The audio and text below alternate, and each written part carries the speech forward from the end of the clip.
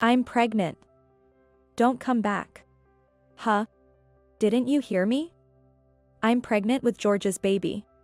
No, that can't be. Julia, it's your own fault. You neglected your husband under the pretense of accompanying your mother. You've made your bed, now lie in it. Madison said this with a triumphant look. But I was not upset at all and jumped on the phrase, "Don't come back's" part. Really? I'm delighted. My unexpected reaction left George and Madison dumbfounded. Julia, what are you saying? Aren't you mad at me for cheating? Well, I was surprised at first, but I'm not really mad. Besides, I already have a new place to call home. A new home. What are you talking about? Yes, I already have a place to go. So I can leave George, who I no longer trust, to Madison. I muttered this to myself. And little did these two know, a huge disaster was waiting for them later. I am Julia, a 43-year-old working in construction. I have a childhood friend named Madison. I've been playing with her since I was a child. However, by the time we entered junior high, we both became rebellious and ended up in a gang-like relationship. This relationship continued until we graduated from high school, but as adults, we ended up living completely opposite lives. When I was in my 20s, I was immersed in polishing myself. Such as getting a qualification while working in order to make up for my dislike of studying since I was a child. My efforts paid off, and my career was on track by my 30s. On the other hand, Madison spent all through her 20s and 30s hanging out, believing it was a waste not to enjoy life while she could. As we passed our 40s, both unmarried. Madison didn't seem to be in a hurry. In contrast, I, who was raised by a single mother after losing my father at a young age. I started to think about getting married to make my mother happy. There were many men at my workplace, but those close to my age were all married. I casually asked my boss if he knew anyone good. Then, my boss introduced me to a single man close to my age. His name is George. George was 2 years older than me and ran a construction company.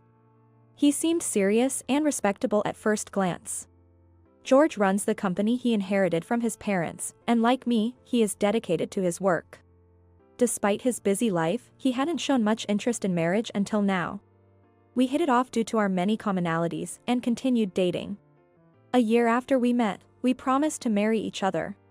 I shared the news with Madison. Really? That's great, Julia. Congratulations. Thank you. I'm sorry I'm getting married before you. Don't worry about it. Just be happy. Madison was happy for me. Thank you so much. You must come to the wedding. Yeah, I'm looking forward to it. Having informed Madison, all that was left was to prepare for the wedding. Tomorrow, I will be visiting George's family home for the first time. I was excited and thrilled. However, I would later learn that this joy was only temporary. The next morning, I got ready with great enthusiasm. I wondered what George's family home was like. Although it's called his family home, George's parents have already passed away. So, the family home refers to the house where George is currently living alone. Nonetheless, I was very curious about the environment George grew up in. I had wanted to visit George's house before, but he never invited me. George's house seems to be quite far from mine, located at the foot of a mountain. I have a car, so I thought about going there directly after asking for the address. But George insisted on picking me up because the place was hard to find. While driving, George said somewhat sheepishly, "Well, it's quite rural, so you might be surprised." No, I prefer quiet environments over bustling places. If it's rural, maybe it's serene? I'm really looking forward to it. I said this to lighten the mood, but George seemed hesitant. As if he didn't want me to get my hopes up too much. But for me, it was exciting just to think about the place where the person I love lives. Just thinking about it was nothing but exciting. The car drove for over an hour after entering the neighboring county. I headed into a dimly lit bamboo grove. It was far from the idyllic countryside I imagined. Then, the car stopped in a place that felt like a creepy, abandoned site. "We're here. This is my house." I was let out in a garage surrounded by piles of rubble. In front of me an old house that seemed to be over 100 years old stood. Is this your house? Yes, this is my home. It's a bit old but well built. I stood there with my mouth agape, looking around every corner of the house. The site was large, but the building was a small wooden bungalow. I naively thought that he would move out after getting married. However, George's next words took me by surprise. Come on in. This is the house we'll be living in together from now on, so feel free to make yourself at home. Excuse me? Living in this house forever after getting married? Feeling faint, I asked George. Are we going to live here? It's nearly a 2-hour drive from my work. What? Julia, you can just quit your job after we get married. My earnings are more than enough for us to live on. I was shocked by George's unexpected words. We had discussed our careers before, but he had never mentioned wanting me to quit my job after marriage. But I told you I love my job.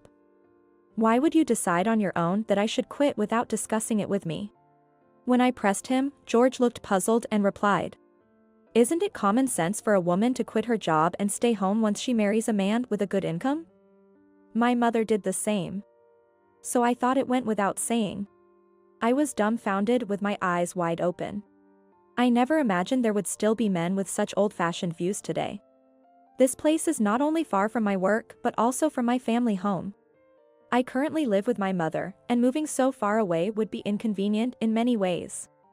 I wanted to discuss this, but my mind went blank and I couldn't find the words. And this house. Although it's an old house with a solid structure, parts of the walls were crumbling, and the floors creaked as I walked. The bathroom and toilet are outdated, and there are few rooms, which would be inconvenient if we had children. Can we really live in this house forever? Seeing my anxious expression, George tried to reassure me. Don't worry. It might take some getting used to at first, but old houses have their charm. You'll come to find it comfortable. No, that's not the issue. I wanted to say, but I couldn't find the words. For now, I decided not to say anything and asked George to take me home before it got too late. You should stay here tonight since it's so far away. George said casually, but I was in no mood to take up his offer. That day, I went to bed early and lay in bed thinking.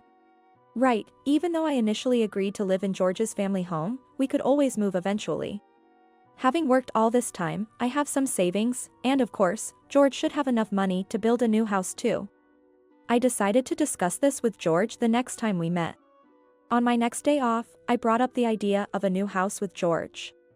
However, he didn't seem keen on the idea. Why? It seems like such a waste to move when we already have a house. George had already set his mind on living in his own house. I wondered if it was selfish of me to care about the convenience of getting to work or living closer to my family home. I felt a rising irritation. Yet, I didn't fall out of love with George, and we got married as planned. Indeed, considering his status as a construction company owner, our wedding was a grand affair. Of course, Madison attended too. Madison, looking flashy and youthful, stood out at the venue, attracting attention from the men. Even George, the groom, asked if that beautiful woman was my friend. Though I was the bride, I felt a tinge of jealousy towards Madison. Somehow, the wedding went off without a hitch, and our married life began. George was content with living leisurely in his familiar home. Reluctantly, I quit my job to focus on home life, but something felt amiss. So, I had been planning something. One day, I received a call from the hospital where my mother was a regular patient. According to the hospital, my mother had suddenly become ill and needed to be hospitalized. I rushed to the hospital and entered my mother's room. Mom, are you okay? Julia, I'm sorry to worry you. My mother's complexion was very poor. Upon asking the doctor, it seemed her condition was serious, and she would need a long hospital stay. I decided to stay with my mother for a while and went back home to pack my things. I told George the first needed to be with my mother for some time. But George didn't seem too worried about my mother. Ah, I see. Well, take your time. I was taken aback by his reaction. As if I were going on a leisure trip instead of attending to my sick mother. Yet, George seemed annoyed by my expression. What? Why that look? Did I say something wrong? No, it's nothing. Thinking about it, George was raised in a wealthy family. Expecting him to understand might be asking too much.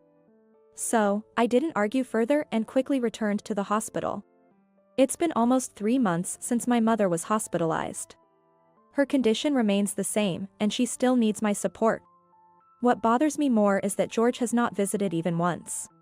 Is he still holding a grudge because I frowned at his words? If that's the case, it's incredibly petty. My mother, lying in her bed, looked at me with concern. Julia, is George okay? Don't worry about me, maybe you should go back home to him. It's okay, Mom. I do go home occasionally. I said this to avoid worrying her further, but to be honest, I was anxious. For about the first month, I indeed went back home to check on things. However, George was in a bad mood and wouldn't even speak to me. After finishing chores like cleaning and laundry, I would just head back to the hospital. Eventually, I started to feel as if George was managing the household chores on his own, and perhaps I wasn't needed at home. At night, when my mother was asleep, I would lie awake, thinking about various things. Is it really okay to continue like this? Months passed by. During this time of contemplation, I received a phone call. When I looked at my phone, it was a call from Madison. Hello? Julia, it's been a while. I was just wondering how you've been, so I decided to call. Madison, it really has been a long time. How have you been? Hearing Madison's voice after such a long time made my heart leap with joy. However, I felt a slight hesitation in her response to my question. Yeah, I'm doing fine. Oh. I see. Somehow, the atmosphere felt tense, and I wasn't sure what to say next.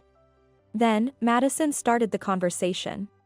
Hey, when are you coming back home next? Excuse me? I hadn't told Madison that I was currently away from home, taking care of my mother. So, I was puzzled as to why she would ask such a question. But since she had reached out after so long, I tried to remain calm and asked her. What's up, Madison?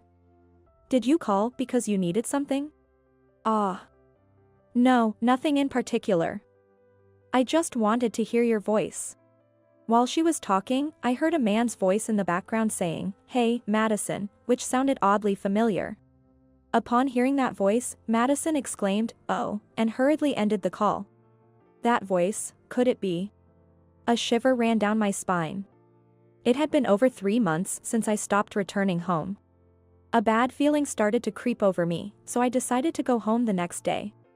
The following day, after the morning rounds at the hospital, I rushed home. Since it was Sunday, George should be at home. When I arrived by car, I noticed a bright red sports car parked in the space where my car should be. This car, it looked familiar. Upon unlocking the front door and entering, I saw a pair of stylish high heels in the entrance. It seemed my premonition was correct. George, are you here? As I called out from the entrance, George appeared with wide eyes. Julia, why are you back all of a sudden? At least give me a heads up before returning. Why? These shoes and the car in the garage. Aren't they Madison's? Yeah. Madison just happened to stop by. George tried to smooth over the situation, but he was clearly flustered. Then, Madison emerged from the back, wearing a casual dress. Don't come out, George said to Madison, but she appeared nonchalant. Why not? There's no need to sneak around. We have to talk about it eventually, right? Madison seemed defiant. Without any sign of remorse, she stood boldly in front of me. Madison, usually so stylish, was wearing a simple dress that covered her ankles. Almost like a maternity dress. As I was thinking this, Madison revealed a surprising fact. I'm pregnant. Don't come back here. What? Didn't you hear me? George and I are having a baby. That can't be, really? Madison, standing defiantly, dropped this bombshell while George beside her sighed deeply, looking down. Perhaps George had hoped for a more calm and collected conversation. It's your fault, Julia. You neglected your husband under the guise of accompanying your mother. You brought this upon yourself. Madison said triumphantly. But I wasn't upset. Seeing that I wasn't panicking, Madison said, pouting. What's with that attitude? I heard you didn't like this house. That's fine by me. I don't mind the old house or the spacious grounds. And there are no nosy neighbors. Plus, George is kind and wealthy, so it's perfect. George, perhaps feeling validated by Madison's words, suddenly changed his demeanor from awkward to confident. When I saw Madison at the wedding, it fell in love at first sight. So, I thought I'd ask you, who dislikes this house? To leave so Madison and I could live here. Exactly. George looked up my contact information from the guest list and called me. He said you weren't coming back, so he wanted me to come over. I was hesitant at first, but he seemed to need me so much. I couldn't say no, Madison bragged. Oh, I see. I responded indifferently. Humph. You're just putting on a brave face. You must be seething inside. I'll say it again, I'm carrying George's child. So, don't come back here. Madison said. To that, I responded with a smile. Is that so? Gladly. My unexpected reaction left George and Madison dumbfounded. Julia, what are you saying? Aren't you angry about my affair? Well, I was surprised at first, but not really angry. Besides, I already have a new place to live. A new home. What do you mean? George looked puzzled, so I explained. Actually, I've been looking for a new house since we got married. I thought we could live here initially. But it's not practical if we have children. There are no schools around here. Madison seemed taken aback by my words. She hadn't considered the need for schools when thinking about their future child. Why didn't you discuss such an important matter with me? Because you said you didn't want to move out from here. So, I looked into real estate and researched online by myself. But now, it's no longer your concern. What do you mean? George was astonishingly clueless. Despite his affair and getting Madison pregnant, he seemed to think we could still move together. I continued calmly. Since you've chosen Madison and are expecting a child with her, you should just live here with her. You can afford to send your child to a distant private school and drive them every day. George seemed to accept my words with nods of agreement. Madison was surprised at my calm demeanor and asked, Julia, aren't you too accepting of this? How can you so easily accept George and my relationship? No, I've just lost my trust in George, who never once visited my seriously ill mother in the hospital. So, I've decided to live with my mother in the new house. We've arranged for home nursing care from the hospital. Aren't you really angry about the affair? You won't demand alimony later, will you? George was still only thinking about himself. A true product of a sheltered upbringing. Don't worry. I won't do anything underhanded. I said with a slight smile. I knew that without my intervention, these two would face their own significant challenges later on. Then George and I divorced. And I moved to the new house with my mother. The new house, made barrier-free, allows my mother to recuperate comfortably. It's close to the hospital, so help is readily available if needed, which gives me peace of mind. George was living his newlywed life with Madison in that house. Madison's belly was gradually growing, but there was no hospital nearby. So, George had to drive her over an hour for each medical checkup. Despite this, one might expect them to have a happy married life, but then, after a while, I received a call from George. Hey, why do we have to leave our house? I thought to myself that the day had finally come. Did your uncle come by? Yeah, he did. Did you know about this and keep it a secret? The uncle he referred to was his father's brother. Oh, but George, you should have known that the house is owned by your uncle. Ah. It seemed George had forgotten about this and had been living in the house all this time. I remembered being told when I visited George's relatives before our marriage. Before George's father, the eldest son, passed away, he entrusted the ownership of the family home to his brother, the uncle. They believed George was unreliable as an heir, so they couldn't let him inherit it. So, George was living there with his uncle's consent. I completely forgot about that. But my uncle suddenly came by yesterday, saying he had informed his wife that they were planning to sell the land. Why didn't you say anything about this important matter? Hearing this, I couldn't help but laugh inwardly at how much of a character George's uncle was. I had told the uncle everything that led to the divorce. And then, he had promised to give George a piece of his mind. I'm sorry. I was about to tell you about the house being sold, but then you went ahead and got Madison pregnant. I thought I'd leave the rest to the two of you. But it's fine, isn't it? You have enough money to move anywhere, right? Ah, well, about that. George's voice suddenly darkened. I knew what he was about to say, but I pretended not to know and asked him. What's wrong? I've been demoted from the position of president. My uncle said the employees wouldn't follow me because I'm unreliable. He told me to start over as a regular employee. So, my salary is going to be less than half. Oh, is that so? I responded nonchalantly, but I already knew all about it from George's uncle. Madison is furious. She wanted to remodel the house we lived in and build a spacious mansion. When she heard we had to vacate the house and that my salary was cut, she hasn't spoken to me since last night. What should I do? George sounded almost on the verge of tears. It was clear that Madison had started dating George for his money. Well, that's something I'm not involved in anymore. You'll have to figure it out yourself. Wait, what? No. Hold on. George tried to keep me on the line, but I didn't care and quickly hung up. The next moment, I received a call from Madison. I didn't want to answer, knowing what she would probably say, but I figured she would keep calling persistently if I ignored her. So, reluctantly, I answered the phone. Madison's voice came through like a torrent. Hey. What are you going to do about this? It's all your fault, Julia. I thought I had married a rich man. Just as I expected, Madison lashed out with predictable complaints. Well, it's fine, isn't it? George is a kind husband for you. It's not like he's unemployed. I can't accept this. You knew, didn't you? We had to leave the house. And you kept quiet about it. That's so cowardly. What would have happened if I had told you earlier? If you couldn't have the ideal life you wanted, you would have left, right? That would be pitiful for the child in your belly. Madison had nothing to say in response when I hit back with the truth. No matter what life becomes, now that you're going to have a family, you need to stand firm. After conveying just that, I quickly hung up again. I harbored no resentment for losing George. I just couldn't believe I lacked the judgment in men.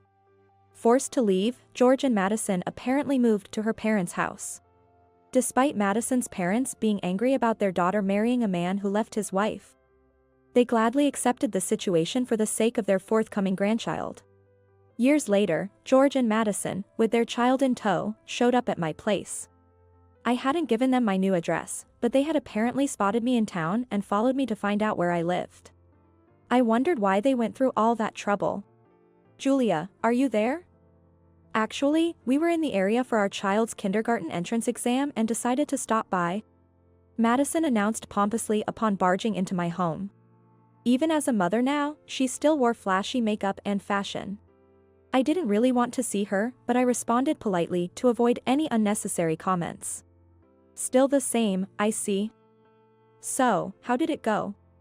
I wasn't interested in Madison's affairs, but I knew she would bring something up, so I asked anyway. Haha, listen to this. Our child got into the best kindergarten in this area. So, you came all the way here just to tell me that? Well, congratulations. It was clear she had come to brag. Exactly. Our child is so talented, just like his dad. And he inherited my good looks, which made a great impression during the interview. Madison continued to ramble on with her boasting. Oh, that's nice for you. I replied sarcastically, which seemed to irritate Madison as she glared at me with a scowl. Despite someone's actions almost leading us to hell, we're now happily living as a family. There's nothing like having a family and a home, right? George? Ah, yeah. Sure. George finally spoke up from behind Madison. Their son, indeed resembling Madison with his well-defined features, glared at me with a haughty expression, seemingly inheriting not just her looks but her prideful demeanor as well. And this, the best kindergarten, is. Haha, you wouldn't know about kindergartens being single, right? It's Oliver Kindergarten, just nearby. Madison spoke disdainfully, so I quickly retorted. Who said I'm single? I've remarried. George and Madison looked dumbfounded at my revelation. Really? I thought this was your family home where you lived with your mother. Yes, but now I live here with my husband. At that moment, my husband, David, appeared. Got guests? Please, come in. Ah. You are. Upon seeing David, both George and Madison exclaimed in surprise. Recognizing them, David responded. Ah, you must be Liam's parents who came for the interview the other day. You were the interviewer, right? Sorry for the late introduction, I'm David Oliver, the principal of Oliver Kindergarten. You're Julia's friends, I take it? My wife always speaks highly of you. Learning that David was the principal of Oliver Kindergarten left George and Madison speechless. The principal is your husband? Yes, that's right. I can't believe someone like you would marry the principal of a prestigious private kindergarten. How did you even meet? Madison criticized me. But I had worked hard and changed since the old days. I wasn't about to be belittled by her now. We met through work. My company was contracted for the renovation of the kindergarten. It's true. I was impressed by her dedication to her job, so I was the one who asked her out, and that's how our relationship started. David added shyly. Let me introduce you properly. This is my ex-husband, George, and his wife, Madison, who used to be my best friend and took George from me. Hey. Don't introduce us like that. Yeah, what kind of thing is that to say in front of a child? Standing in front of the principal of the kindergarten their child was about to enter, George and Madison were visibly flustered and embarrassed. It was already a prestigious private kindergarten with a long-standing reputation. The revelation of such unfavorable family circumstances must have been unbearable for them. Madison, apprehensively, asked David. Does this mean our child's admission will be revoked? David slightly tilted his head with a stern look but soon returned to his usual expression and replied. For now, let's observe your child's behavior in the kindergarten. Does that mean our child can still attend? George and Madison seemed relieved. However, they seemed unaware of how challenging life in the kindergarten could be. Life at the kindergarten turned out to be a disaster for George and Madison. This was because our kindergarten had a strong community among the parents. And even a hint of negative gossip could spread quickly. Thus, rumors about Madison stealing her husband from the principal's wife spread like wildfire. Most parents were strict about their children's education, so George and Madison were quickly ostracized. Their situation affected their child. Liam, who became isolated from his peers and cried every day, wanting to leave the kindergarten. Eventually, they had to withdraw from the kindergarten, and the family disappeared from our lives. Later, David heard from another kindergarten principal one news. George's family had transferred Liam to a public kindergarten. However, the same rumors spread there too, making their local standing increasingly uncomfortable. Eventually, George and Madison left Liam. Lately, it seems that Madison's parents are the ones attending kindergarten drop-offs, pickups, and events.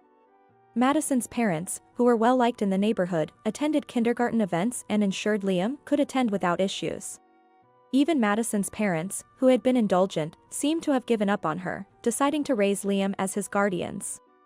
I was concerned for Liam, but hearing this from David, I felt relieved. Sometime later, Madison's parents came to apologize. We're sorry for coming so late. We wanted to bring Madison, but she absolutely refused. Is Madison back at home? I was surprised to hear Madison was at home, having heard that the couple was missing. According to her parents, George and Madison, unable to endure poverty, divorced, and only Madison returned home.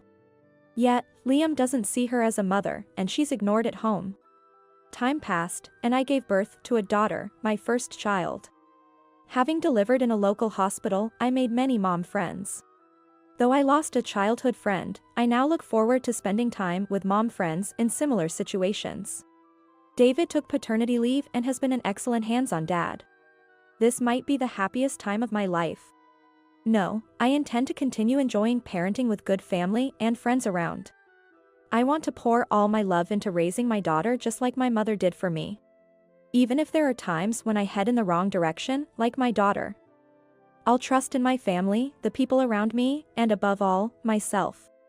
Vowing to live a strong life as a mother.